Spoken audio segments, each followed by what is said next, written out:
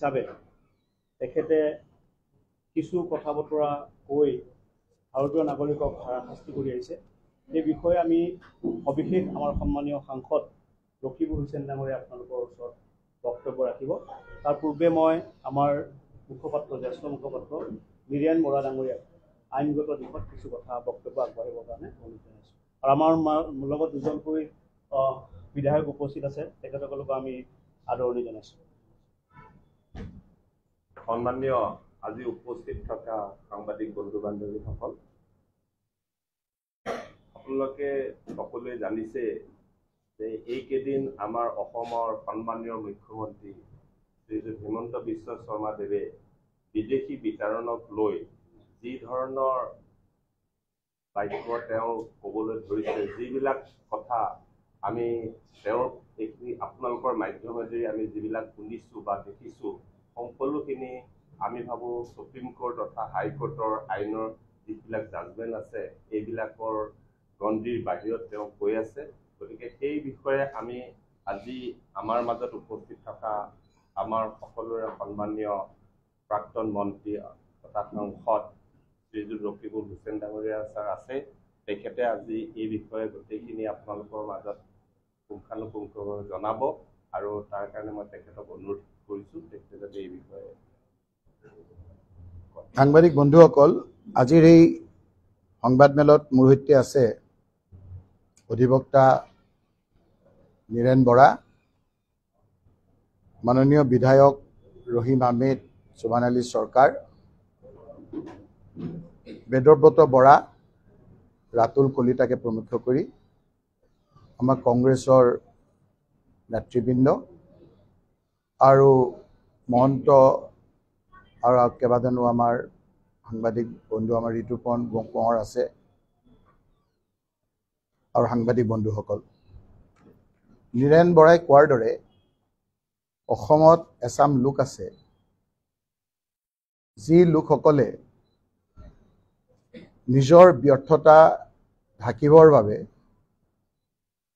অসমৰ জনসাধাৰণক পণবন্দী কৰি লয়। বিভিন্ন সময়ত বিভিন্ন ধৰণেৰে মানুহক প্ৰতিশ্ৰুতি দি সেই প্ৰতিশ্ৰুতিসমূহ পালন কৰিব নোৱাৰি মানুহৰ মন আনফালে ঢাল খুৱাবলৈ বিভিন্ন ধৰণেৰে প্ৰচেষ্টা অপচেষ্টা আৰম্ভ কৰে।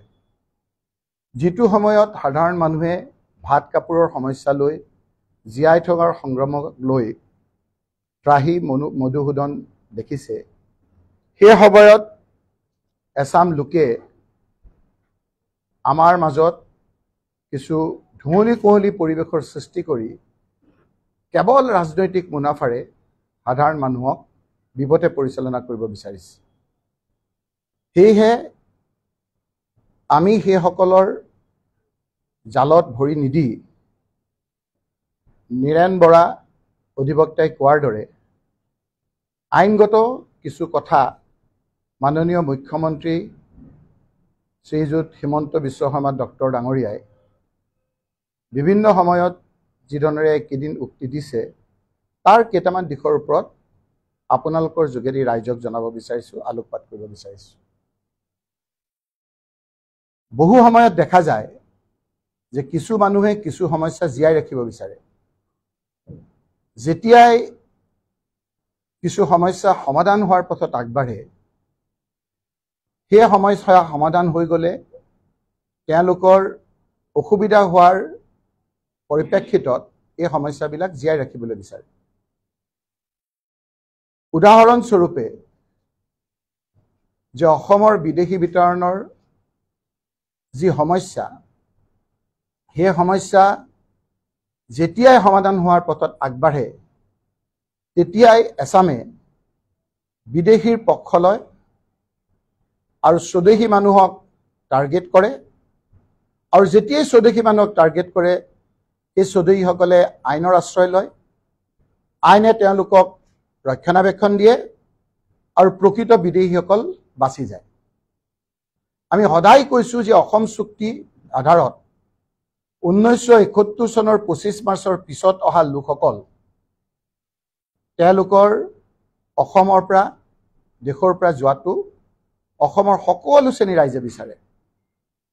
এই কথা আমাৰ কংগ্ৰেছ দলেও বাৰম্বাৰ কৈ আহিছে আৰু সেইকাৰণেই আমি অসম চুক্তি কৰি এই সমস্যা সমাধান কৰাৰ কাৰণে আমি প্ৰচেষ্টা চলাইছিলোঁ।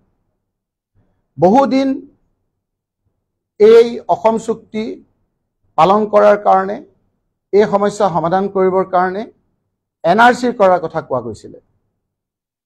সদৌ অসম ছাত্ৰ সন্থাৰ স্বাক্ষৰকাৰী আৰু বিভিন্ন দল সংগঠন লানি আলোচনা কৰাৰ অন্তত তৰুণ গগৈ ডাঙৰীয়া মুখ্যমন্ত্ৰী থকা অৱস্থাত, ডক্টৰ মনমোহন সিং ডাঙৰীয়া প্ৰধানমন্ত্ৰী থকা অৱস্থাত সদৌ অসম ছাত্ৰ সন্থা আৰু তেওঁলোকৰ লগত থকা বহু সংগঠনৰ লগত আলোচনাৰ অন্তত অসমৰ প্ৰায় সকলো লোকৰ মত সাপেক্ষে এটা সৰ্বসন্মত সিদ্ধান্ত হয় যে 1971 চনৰ 25 মাৰ্চৰ আগত অহা সেই লোকসকলৰ ক্ষতি সন্মতিৰ সৈতে অসম চুক্তি হ'ব আৰু অসম চুক্তিৰ ভিত্তিত আমি NRC কৰিম আৰু এই সমস্যা সদায়ৰ কাৰণে সমাধান হৈ যাব। এই ক্ষেত্ৰত আমি যিখন আইনৰ যোগেদি NRC কৰা হৈছে সেইখন আইন কয় চিটিজেনশ্বিপ এক্ট। এই কথাটো মই সেইকাৰণে আপোনালোকক ব্যাখ্যা কৰিব বিচাৰিছোঁ যে মুখ্যমন্ত্ৰী ডাঙৰীয়াই আমাৰ মাজত এনে কিছুমান কথা বিলাই দিয়ে যিবিলাকৰ কথাত আমি ভৰি দি আমি আচল কথাবিলাক আমাৰ থাকি যায়। NRC হৈছে চিটিজেনশ্বিপ এক্টৰ আধাৰত। কেনেকৈ হৈছে? NRC হৈছে যে ভেৰিফিকেশ্যন হৈছে, প্ৰত্যেকজন মানুহৰ ভেৰিফিকেশ্যনৰ অন্তত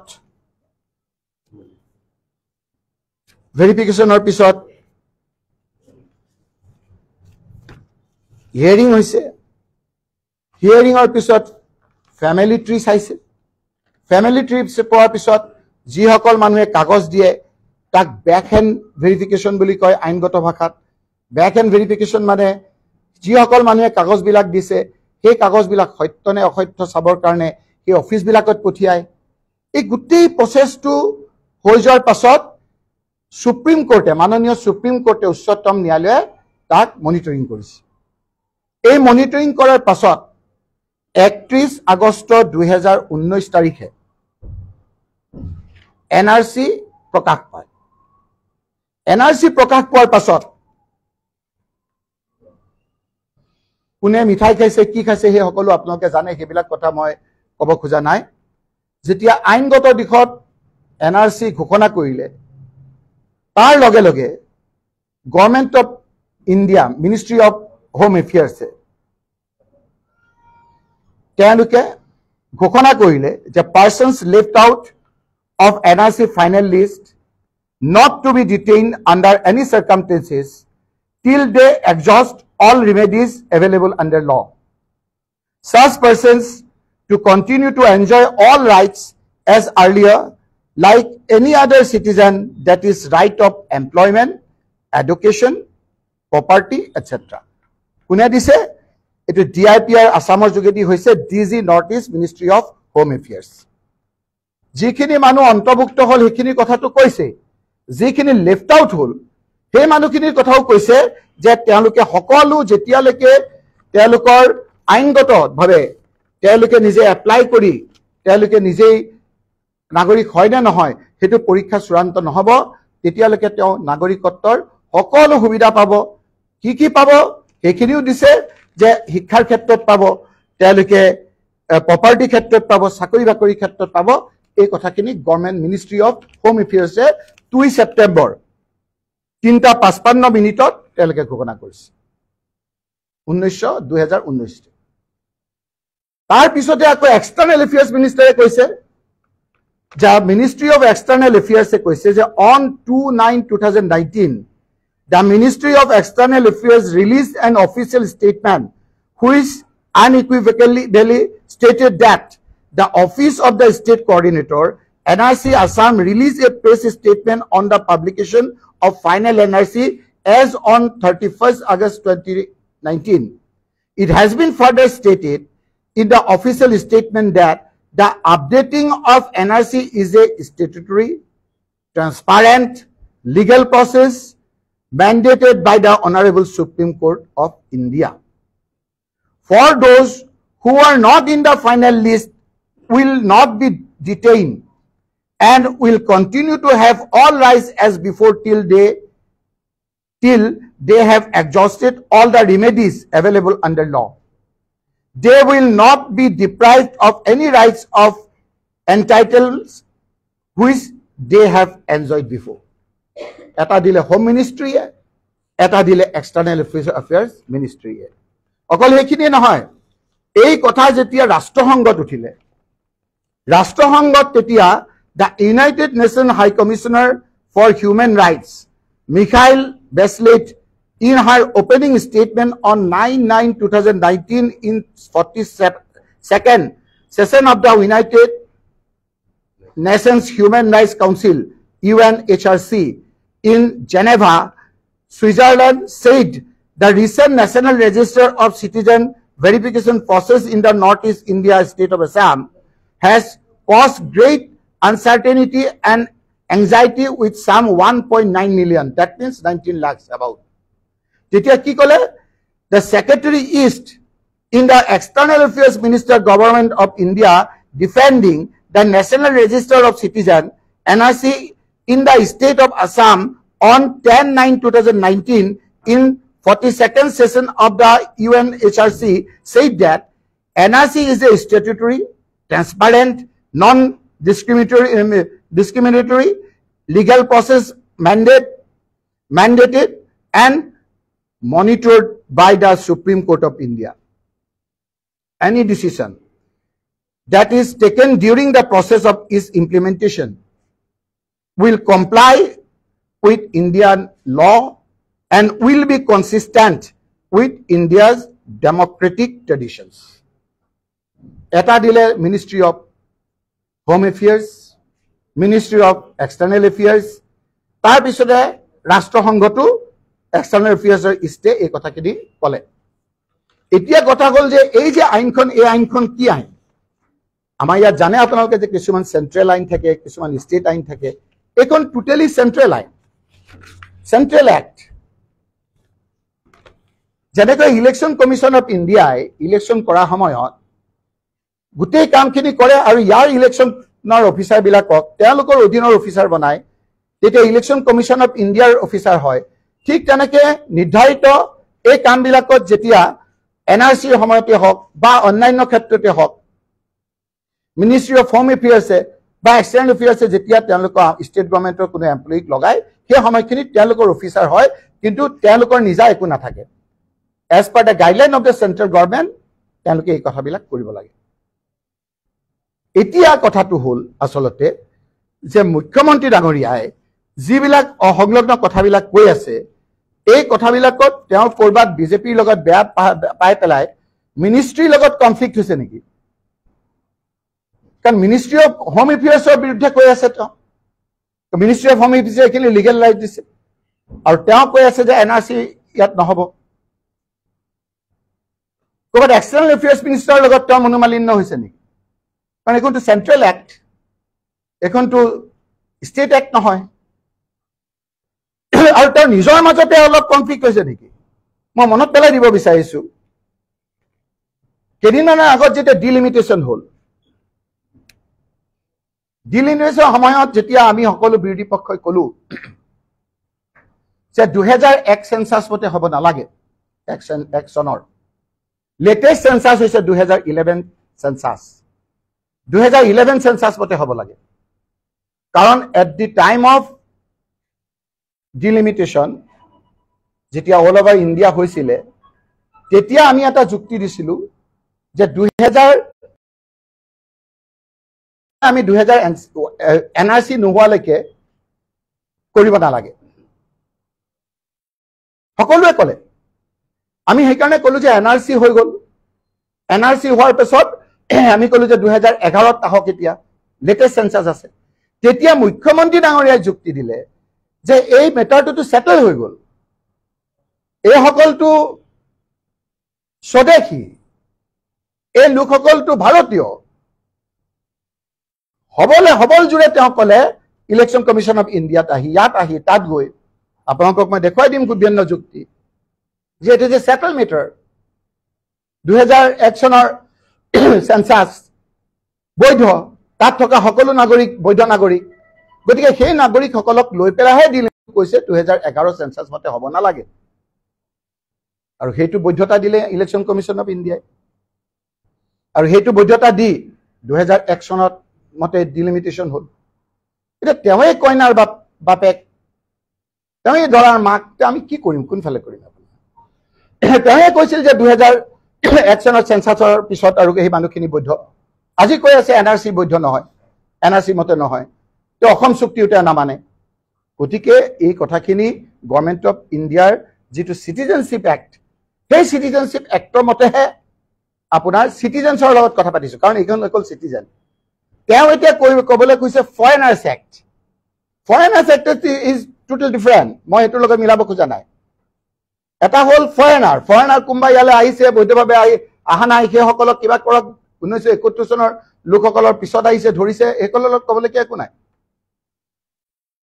ইয়াত এটা দীঘলীয়া প্ৰচেছ আছে। অসম চুক্তি মতে ইয়াত আছে ট্ৰিব্যুনেল হ'ব। এতিয়া ট্ৰিব্যুনেলকো তেওঁলোকে নামানা হ'ল, ট্ৰিব্যুনেলক এটা আমাৰ সুপ্ৰিম কোৰ্টে দিছে, সুপ্ৰিম কোৰ্টৰো উদ্ধত হৈ গ'ল তেওঁ। ইয়াত আছে কিছুমান ডি ভোটাৰৰ ক্ষেত্ৰত তেওঁলোকে প্ৰথমে ট্ৰিব্যুনেললৈ যাব, ট্ৰিব্যুনেলত যদি বেয়া হয় ট্ৰিব্যুনেলত এপিল কৰিব, ট্ৰিব্যুনেলত এপিল কৰিবলৈ পাৰিলে বেয়া হ'লে তেওঁলোকে হাইকোৰ্ট যাব, হাইকোৰ্টত নহ'লে হাইকোৰ্টত এপিল কৰিব, হাইকোৰ্টত এপিল কৰি পেলাই নোৱাৰিলে সুপ্ৰিম কোৰ্টত যাব। এই গোটেই লিগেল প্ৰচেছটো নোহোৱাকৈ এতিয়া বেলেগ এখন আইন 1950 চনৰ আইন এখনত, যিখন নাগৰিকৰ কাৰণে প্ৰযোজ্য নহয়, যিখনৰ নামেই হ'ল যে বিদেশীৰ কাৰণে, ফৰেনাৰ্ছৰ কাৰণে, সেইখন তেওঁ ইমপ্লিমেণ্ট কৰি তেওঁ এতিয়া ধুঁৱলি কুঁৱলী পৰিৱেশৰ সৃষ্টি কৰিব বিচাৰিছে, যাতে মই প্ৰথম কোৱা কথাটো ৰাইজে সুধিব নোৱাৰে যে ইলেকশ্যনৰ আগত যে কৈছিলে যে কংগ্ৰেছে একো কাম কৰিব পৰা নাই, আমি 2 কোটিকে চাকৰি দিম, ক'ত দিলা দিয়া, 25 লাখকে বছৰি চাকৰি দিম, ক'ত দিলা দিয়া, 6 জনগোষ্ঠীক আমি জনজাতি কৰিম, ক'ত কৰিলা কোৱা, তোমালোকে যে কৈছিলা যে 350 টকা আজি বহু দিনৰ আগত, এতিয়াতো আৰু বাঢ়ি যাব, দৈনিক হাজিৰা দিম টি গাৰ্ডেনৰ মানুহখিনিক, ক'ত দিলা দিয়া। এতিয়া মুখ্যমন্ত্ৰী হিমন্ত বিশ্ব শৰ্মাৰ মন্ত্ৰীসভাত বঙালী হিন্দু মানুহখিনিয়ে যে বিচাৰি ফুৰিছে যে ব্ৰহ্মপুত্ৰ ভেলীত আমাক এজন মন্ত্ৰী লাগে, কোনজন মন্ত্ৰী কোৱা। এই কথাবিলাক যেতিয়া মানুহৰ কথা, এনলাইটেন মানুহৰ সেই কমিউনিটিৰ কথা যেতিয়া আহিলে, মাটিত যেতিয়া আহিছে যে তুমি তৰুণ গগৈ ডাঙৰীয়াক এদিন কন্দুৱাই দিছিলা যে 10,000 কোটি টকা ধাৰ লৈ অসমখনক ধাৰুৱা কৰিলা, তুমি আকৌ কৈছা এতিয়া মিছা কথা কেতিয়াও নকয়। আপোনাৰ এই বিধানসভাত সংস্কৃত শ্লোকৰে সৈতে মই দেখুৱাই দিম, ৰিটাৰ্ণ স্পীচ আছে যে অসমখন শেষ কৰি গ'ল। চাণক্যৰ উদ্ধৃত দি কৈছিলা যে যদি ধাৰ লয় তেতিয়াহ'লে সেইখন অমংগলীয়াৰ চিন। তেতিয়া চবেই ভাবিছিল যে হিমন্ত বিশ্ব শৰ্মা এজন আহি গ'ল, যে এইজনৰ দিনত আৰু কোনো ধাৰ লোৱা নহয়, আৰু সেই মুখ্যমন্ত্ৰীয়ে আজি তুমি 1,52,00,000তকৈ বেছি টকা ধাৰ লৈ আজি তুমি জাষ্টিফাই কৰা। সেই কথাখিনি যেতিয়া ৰাইজে সুধিব খুজিয়ে, তেতিয়া মানুহৰ মনটো অন্যফালে ঢাল খুৱাই এটা ধুঁৱলি কুঁৱলী পৰিৱেশৰ সৃষ্টি কৰিবলৈ বিচাৰে, আৰু সেই ধুঁৱলি কুঁৱলী পৰিৱেশৰ মাজত তেওঁৰ ৰাজনৈতিক মুনাফা আদায় কৰাৰে এটা গভীৰ ষড়যন্ত্ৰ। গতিকে মই এই কথাত আপোনালোকক কৈছোঁ, তেওঁ কৰা কথাবিলাকতো এটা হাৰাছমেণ্ট এটা পুলিচৰ দি পেলাইতো কৰিবই পাৰে। কিমানক এৰেষ্ট কৰিছে, লগে লগে আপোনালোকৰ বিলো পাইছে, আপোনালোকৰ মাজৰো বহুতক এৰেষ্ট কৰি লৈ গৈছে। গতিকে এইটোতো অন্যায় হৈয়ে থাকেই। এতিয়া আপোনালোকে কেইদিনমানৰ আগত আপোনালোকে তেলেংগানা, অলপ দূৰ কাৰণে বহুতে নাজানে, তেলেংগানাৰ যিজন মুখ্যমন্ত্ৰী আছিল কেচিআৰ, ঠিক একেধৰণে ৰাজত্ব কৰিছিল। তেওঁ নিজেই বিভিন্ন ধৰণে অত্যাচাৰ কৰিছিল, কৰাপশ্যন কৰিছিল, এই বিৰোধী পক্ষক আমাৰ সাংবাদিকসকলক অত্যাচাৰ কৰিছিল। যিজন ৰেমন ৰেড্ডী আজি মুখ্যমন্ত্ৰী, তেওঁক এৰেষ্ট কৰিছিল, তেওঁৰ ছোৱালীৰ বিয়াৰ দিনাও তেওঁক আহিব দিয়া নাছিল। তাৰ পিছত মানুহৰ মনত তেওঁৰ প্ৰতি বিক্ষোভ হৈ আজি ৰেমন ৰেড্ডী, যিজনক জেললৈ পঠিয়াইছিল, সেইজনে আজি মুখ্যমন্ত্ৰী হ'ল। আজি মুখ্যমন্ত্ৰী ডাঙৰীয়াই মুখ্যমন্ত্ৰী হৈ থাকোঁতে বহুত খবৰ পায়, ইণ্টেলিজেন্সৰ খবৰ পায়। তেওঁক যে সকলো শ্ৰেণীৰ ৰাইজে এতিয়া বেয়া পাইছে, সেই কথাখিনি গম পাইছে। আজি আহোম সম্প্ৰদায়ৰ লোকসকলক তেওঁ যিটো নিহগতীয়া কৰিব বিচাৰিছে, সেই কথাখিনি মানুহৰ মৰ্মে মৰ্মে উপলব্ধি কৰিছে। ডিলিমিটেশ্যনৰ যোগেদি মৰাণ মতক মানুহখিনিক তেওঁ যিটো চাইডলাইন কৰিব বিচাৰিছে, সেই কথাখিনি গম পাইছে। চুতীয়া সম্প্ৰদায়ৰ লোকসকলে গম পাইছে যে তেওঁ যে কেনেকৈ তেওঁৰ সমষ্টিবিলাক নাইকিয়া কৰিব বিচাৰিছে। কোচ ৰাজবংশী মানুহখিনি খবৰ লওক, তেওঁলোকৰ মনটো বেয়া, কংগ্ৰেছে তেওঁলোকক জনজাতি দিছিলে, আজি তেওঁলোকৰ এজন উপযুক্ত মন্ত্ৰী যেনেকৈ পাব লাগে তেনেকৈ পোৱা নাই। বঙালী হিন্দু মানুহখিনি কম ভোট দিলে নেকি হিমন্ত বিশ্ব শৰ্মাৰ কথা মতে? নাচি নাচি ভোট ল'লে। আজি এজন মন্ত্ৰী তেওঁ মন্ত্ৰীসভাত ব্ৰহ্মপুত্ৰ ভেলীত স্থান পোৱা নাই। কংগ্ৰেছৰ দিনত কিন্তু 4জন বঙালী হিন্দু মানুহ মন্ত্ৰী আছিলে। এই কথা বতৰাবিলাক যেতিয়া ৰাইজে সুধিবলৈ গৈছে, চাকৰি নোপোৱা ল'ৰা ছোৱালীবিলাক যেতিয়া কৈছে যে আমি চাকৰি নাই পোৱা, আপোনালোকে আজি অসমৰ বাহিৰত যাওক, প্ৰত্যেকটো ক্ষেত্ৰতে দেখিব যে আমাৰ ল'ৰা ছোৱালীয়ে কেনেকৈ আপোনাৰ তাত গৈ হাবাথুৰি খাই কাম কৰি আছে। প্ৰত্যেকটো ক্ষেত্ৰত আমাৰ উপযুক্ত। আজি আমাৰ হিমন্ত বিশ্ব শৰ্মা ডাঙৰীয়াৰ দিনত যিমান মানুহ, সকলো শ্ৰেণীৰ মানুহ, মই ধেমাজিৰ পৰা আদি কৰি বিভিন্ন শ্ৰেণীৰ নাম সৈতে মই কৈ দিম, যিমান ল'ৰা ছোৱালী বাহিৰত যাবলগীয়া হৈছে কামৰ সন্ধানত, কাৰো দিনত আজি হোৱা নাই। অসমৰ যদিও আপোনালোকে ৰং বিৰং দেখিছে ফ্লাইঅভাৰখিনি দি, অৱস্থা কিন্তু ভাল নহয় মানুহৰ ঘৰৰ। সেই কথাখিনিৰ কাৰণেই মুখ্যমন্ত্ৰী ডাঙৰীয়াই সদনত কি ক'ব লাগে, বাহিৰত কি ক'ব লাগে অসংলগ্ন হৈ গৈছে। এই কথাখিনি যাতে ৰাইজে ভুল নুবুজে, মই পুনৰবাৰ কৈছোঁ, এখন হ'ল চিটিজেনশ্বিপ এক্ট, এখন হ'ল ফৰেনাৰ্ছ এক্ট। তেওঁ মিলাব বিচাৰিছে। এইখিনি আইনৰ যোগেদি যিসকল চিটিজেন সেইসকলক কেতিয়াও এইটো কৰিব নোৱাৰে। কেৱল এই ইলেকশ্যন অহাৰ কাৰণে এনেধৰণৰ এটা পৰিৱেশ সৃষ্টি কৰিবলৈ বিচাৰিছে। তেওঁ ইয়াৰ যোগেদি যিসকল বিদেশী প্ৰকৃত ৭১ চনৰ পিছত অহা লোকসকলেহে সুৰক্ষা পাব। কাৰণ তেওঁ লোকসকলে চাই থাকিব যে নাগৰিকসকলকেহে এইটো উৎপাত কৰিছে, যেতিয়া আমাৰ একো নহয়। আকৌ সেই 1971 চনৰ 25 মাৰ্চৰ পিছত অহা প্ৰকৃত বিদেশী লোকসকলৰে সুৰক্ষাৰ কাৰণে তেওঁ এইটো প্ৰচেষ্টা চলাইছে। কিবা সুধিব শৰ্মা ডাঙৰীয়া? কিবা সুধিলে সুধিব পাৰে। হয়,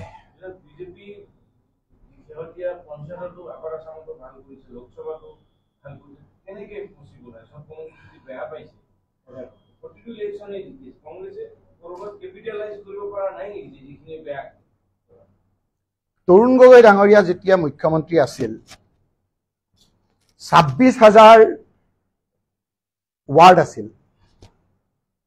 6 মাহৰ আগত হোৱা পঞ্চায়ত নিৰ্বাচনত কংগ্ৰেছে 21,000 জিকিছিল। মই জানো আপুনি কেনে সুধিব, কাৰণ ফোনটো চাই আছে আপুনি। 219টা আপোনাৰ জিলা পৰিষদ আছিল, কংগ্ৰেছ জিকিছিল 195টা। 2209টা আঞ্চলিক পঞ্চায়ত আছিল, 90% কংগ্ৰেছ জিকিছিল। কিন্তু 6 মাহৰ পিছত হোৱা বিধানসভা নিৰ্বাচনত কংগ্ৰেছ হাৰিলে।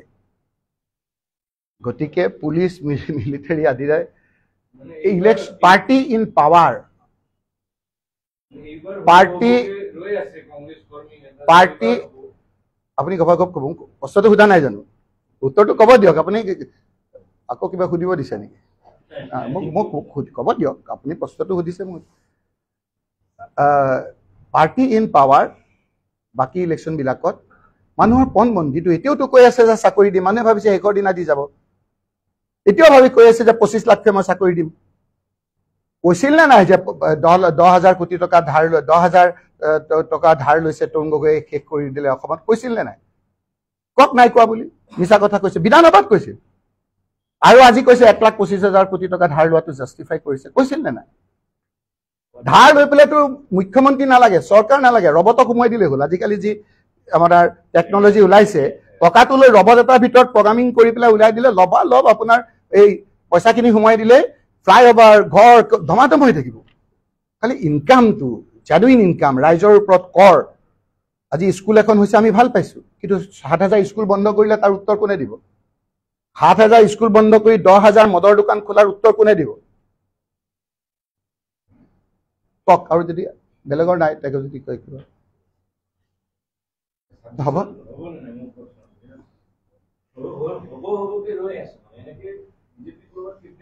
আপুনি অলপ নিৰপেক্ষ হওক। আপুনি আকৌ কিয় কংগ্ৰেছী হৈছে? আপুনি কিয় ৰৈ আছে? আপুনি নিৰপেক্ষ হওক, নিৰপেক্ষভাৱে প্ৰশ্ন কৰক। ৰাইজৰ মনত সোধক, আপোনাৰ মানুহৰ কলিকক সোধক, আপোনাৰ কলিকক সোধক, আপোনাৰ প্ৰেছৰ বন্ধুক সোধক, মানুহৰ মনত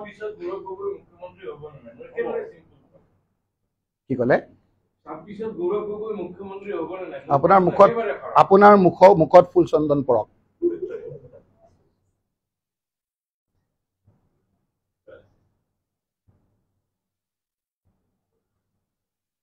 মোৰ মনত পৰিছে আমাৰ শেষৰ অৱস্থাখিনি এনেকুৱা হৈছিল।